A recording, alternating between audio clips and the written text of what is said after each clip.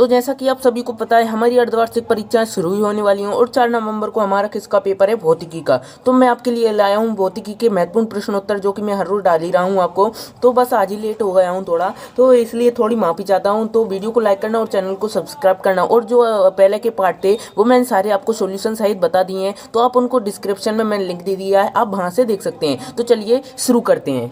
कि अध्याय 6 का नाम है वृत्ति गति यानी वर्तुल गति। तो आपको मैं वृत्ति गति के आईएमपी, पूरे आईएमपी जो कि प्रश्न बैंक में है, यानी कि जो प्रश्न बैंक आती है ना उसमें भी आने के फुल चांस थे, लेकिन इस बार के नहीं आई है। लेकिन मैं आपको ऐसे क्वेश्चन बता रहा हूँ जो आपके पेपर में 100% आएंगे और आप 100% पेपर में 100% मार्क्स ला पाएंगे। तो देखिए मैं आपके लिए 100% मार्क्स लाने के लिए इतनी मेहनत करता हूँ। तो वीडियो को लाइक करना और चैनल को सब्सक्राइब करना नहीं भूलना, ठीक है। और कमेंट में आपको जो कुछ भी पूछना है बेझिझक पूछ सकते हैं, क्योंकि मैं आपको रिप्लाई बिल्कुल दूंगा, ठीक है। तो आपको वीडियो को करना और चैनल को सब्सक्राइब करना है। तो देखिए पहला क्वेश्चन है आपका, अभिकर्ण त्वरण किसे कहते हैं, इसके लिए व्यंजक प्राप्त कीजिए तथा इसका मान रेखीय वेग, कोणीय वेग व आवृत्ति के पदों में ज्ञात कीजिए। तो देखिए अभिकर्ण त्वरण, जब कोई कण वृत्तीय गति करता है तो उस पर वृत्तीय मार्ग के केंद्र की ओर एक त्वरण कार्य करता है, जिसे हम क्या कहते हैं, अभिकर्ण त्वरण कहते हैं। अभिकर्ण त्वरण एक परिवर्ती त्वरण है क्योंकि इसकी दिशा निरंतर बदलती रहती है। चूंकि अभिकर्ण त्वरण की दिशा सदैव कण के वेग की दिशा के लंबवत होती है, अतः इसे अविलंब त्वरण भी कहते हैं। अभिकर्ण त्वरण एक सदिश राशि है। कैसी राशि है, एक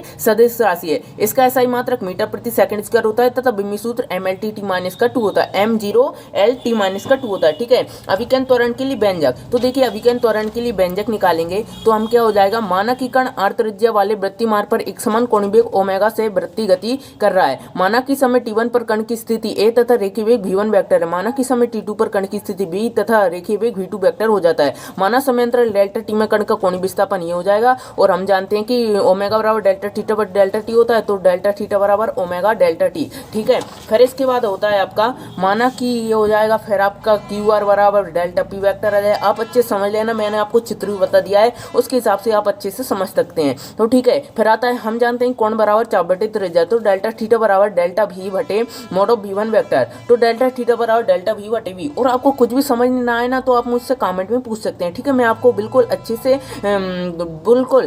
से मैं आपको रिप्लाई दे दूंगा, ठीक है। समीकरण 1 व 2 की तुलना कर देंगे, फिर डेल्टा v बटे v हो जाएगा और ओमेगा डेल्टा थीटा आ जाएगा। तो डेल्टा v बटे डेल्टा t बराबर v ओमेगा हो जाएगा।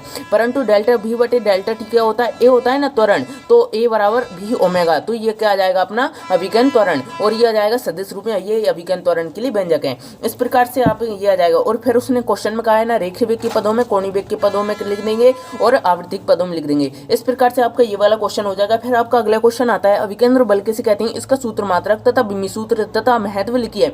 इस प्रकार से आपको ये वाला क्वेश्चन भी कर लेना है। तो देखिए अभिकेंद्र बल किसे कहते हैं, वह बल जो किसी कण की आवृत्ति गति के लिए आवश्यक होता है तथा जिसकी दिशा वृत्तीय मार्ग के केंद्र की ओर होती है, अभिकेंद्र बल कहलाता है। इसे F से व्यक्त करते हैं, कोई सा बल हो उसे F से ही व्यक्त करते हैं, और उसका मात्रक भी न्यूटन ही रहता है, ठीक है। अभिकेंद्र बल एक परिवर्ती बल है, इसकी दिशा निरंतर बदलती रहती है। माना कि द्रव्यमान वाला कोण कण r त्रिज्या वाले वृत्तीय मार्ग पर एक समान रेखीय वेग चाल v से वृत्तीय गति कर रहा है, ठीक है। अभिकेंद्र बल बराबर क्या होता है, द्रव्यमान गुणित अभिकर्ण त्वरण, तो F बराबर m गुणित mv v स्क्वायर बटे r हो जाए, ठीक है। ये आपका क्या निकल जाएगा, अभिकर्ण त्वरण। परंतु v बराबर r ओमेगा v होता है, तो F बराबर m ओमेगा स्क्वायर r, ये भी हो सकता है, ठीक है। और कौन सा बल हो उसके मात्रक ये दोनों ही रहेंगे और बिंब सूत्र यही रहेगा, ठीक है। इस प्रकार से आपका ये हो जाएगा। फिर वो कह रहा है क्वेश्चन महत्व भी लिखिए, तो देखिए महत्व लिख देंगे। तो महत्व क्या हो जाएगा, जब कोई भी वस्तु या कण वृत्तीय गति तभी करती है जबकि उस पर अभिकेंद्र बल लग रहा हो। अभिकेंद्र बल की अनुपस्थिति में वृत्तीय गति करना संभव नहीं है। यदि वृत्तीय गति करने वाली वस्तु से अभिकेंद्र बल हटा लिया जाए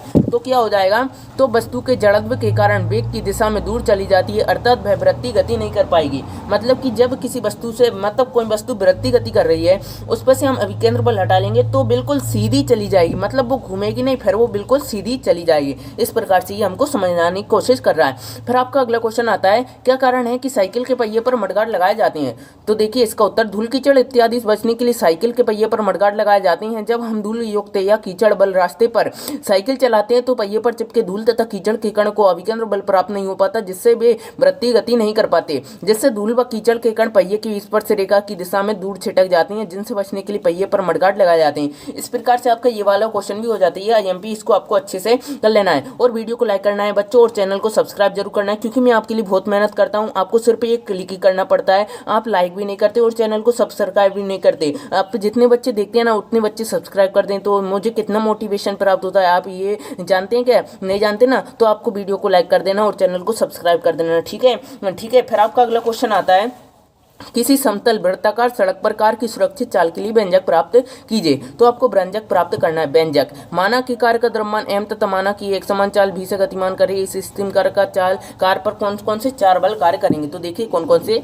कार्य का भार अविलंब प्रतिक्रिया R, अभिकेंद्र बल F, घर्षण बल Fs। तो संतुलन की स्थिति में क्या हो जाएगा, R बराबर mg। माना कि कार के टायरों व सड़क के बीच घर्षण गुणांक US है, तो घर्षण बल बराबर क्या होता है, Fs बराबर μsr। तो Fs बराबर μs mg, R का मान हमने क्या दर दिया, mg। ठीक है, चूंकि कार को वृत्तीय गति हेतु अभिकेंद्र बल घर्षण बल से प्राप्त होता है, अतः कार की सुरक्षित गति के लिए क्या हो जाएगा, F बड़ा हो जाएगा, F छोटा हो जाएगा Fs से। ठीक है, इस प्रकार से आपका ये हो जाएगा और यहाँ तक होने के बाद क्या हो जाए, Vmax बराबर कणी में μx Rg। यही कार की अधिकतम सुरक्षित चाल के लिए व्यंजक है। इस प्रकार से आपका ये क्वेश्चन हो जाएगा। आपको ये वाला चित्र बना देना है अगर ये कोई पेपर में आता है तो। ठीक है, ये वेरी आईएमपी, आपको ये वाली भी कर लेना है। फिर आपका अगला क्वेश्चन आता है, क्या कारण है कि वृत्तीय मोड़ को पार करते समय साइकिल चालक केंद्र की ओर झुक जाता है। जैसे कि आप कभी गाड़ी चलाते ही होंगे, क्योंकि आप तो अब बड़े हो चुके हैं ना। ठीक है, तो जैसे कि अब आप गाड़ी चला रहे हैं तो कोई मोड़ आता है तो आप देखना कि आप थोड़े थोड़े वहां पर झुक जाते हैं। जब आप गति में जाते हैं ना, थोड़ी ज़्यादा ही गति में जाते हैं,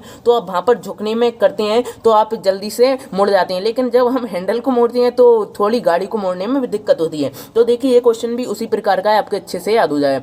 जब साइकिल या मोटरसाइकिल चालक वृत्तीय मोड़ को पार करता है तो उसे वृत्तीय गति करने के लिए केंद्र बल की आवश्यकता होती है। तो साइकिल चालक वृत्तीय मोड़ को पार करते समय केंद्र की ओर झुक जाता है ताकि उसे आवश्यक अभिकेंद्र बल की प्राप्ति हो सके और वह सुरक्षित ढंग से वृत्तीय मोड़ को पार कर सके। फिर आपका अगला क्वेश्चन था, किसी बंकित या ढालू वृत्ताकार सड़क पर कार की सुरक्षित चाल के लिए व्यंजक प्राप्त कीजिए। तो देखिए आपको ये वाला क्वेश्चन कर लेना है। मानक कार का द्रव्यमान m, तो इस पर कौन कौन से बल कार्य करेंगे, वही बल कार्य करेंगे जो हमने पीछे वाले व्यंजक में प्राप्त किए थे। ठीक है, तो आपको इस प्रकार से कर लेना है। ये देखिए आपको समझ ना आएगा तो मैं फिर से बता दूंगा। ठीक है, संतुलन की स्थिति ये हो जाएगी। फिर क्या हो जाएगा, ये देखिए बड़ा क्वेश्चन है इसलिए मैं जल्दी बता रहा हूँ, क्योंकि वीडियो ज़्यादा लंबा हो जाएगा तो आप बोर होने लगेंगे, इसलिए मैं आपको जल्दी जल्दी बता रहा हूँ। तो देखिए ये हो जाएंगे। ठीक है, अगर आपको कमेंट में कुछ भी पूछना हो तो आप मुझसे पूछ सकते हैं। ठीक है, और वीडियो को लाइक करना और चैनल को सब्सक्राइब करना नहीं भूलना। फिर आपका अगला क्वेश्चन आता है, क्या होता है, 15 मीटर प्रति सेकंड की प्रारंभिक चाल। आंकिक प्रश्न आपको कौन सा भी आ सकता है ही। ठीक है, तो मंदन बल आरोपित किया जाता है, पिंड को रोकने में कितना समय लगेगा। तो देखिए पिंड का प्रारंभिक वेग हमको ये दिया है, द्रव्यमान ये दिया है, मंदन बल F माइनस है, मतलब मंदन बल जो भी होता है वो माइनस में ही होता है। ठीक है, पिंड का अंतिम वेग क्या दिया है, v बराबर 0, क्योंकि ब्रह्मावस्था में। ठीक है, समय t बराबर हमको निकालना है। तो देखिए हम जानते हैं कि F बराबर ma होता है, तो F का मान हम -50, m का मान 20 और a का मान नहीं दिया है, तो a का मान निकल जाएगा -5/2 मीटर प्रति सेकंड स्क्वायर। गति के प्रथम समीकरण से लगाएंगे तो हम क्या निकाल लेंगे, टी का मान भी निकाल लेंगे। इस प्रकार से आपका ये क्वेश्चन हो जाएगा। अगर आपको ठीक है, तो इस प्रकार से मैं आपको इस पार्ट के सारे क्वेश्चन करवा देता हूं, और अगर आपको अन्य पार्टों की भी क्वेश्चन आंसर चाहिए तो आप मुझको कमेंट कर देना पार्ट 6। ठीक है, नहीं पार्ट 6 शायद, पार्ट 5 तो मैंने डाल दिया, अब शायद पार्ट 7 डालूंगा इसके बाद। ये वाला पार्ट 6 रहेगा। ठीक है आपका, तो आपको वीडियो को लाइक करना है, चैनल को सब्सक्राइब करना है, और कमेंट्स में जो कुछ भी पूछ सकते हैं आप पूछ लेना। ठीक है, मैं आपको सब कुछ बता दूंगा, और वीडियो को लाइक कर देना। बस इतनी सी विनती है आपसे। तो मिलते हैं अगले वीडियो में, तब तक के लिए जय हिंद, जय भारत। कंटेंट अच्छा लगा हो तो वीडियो को लाइक कर देना। बाय।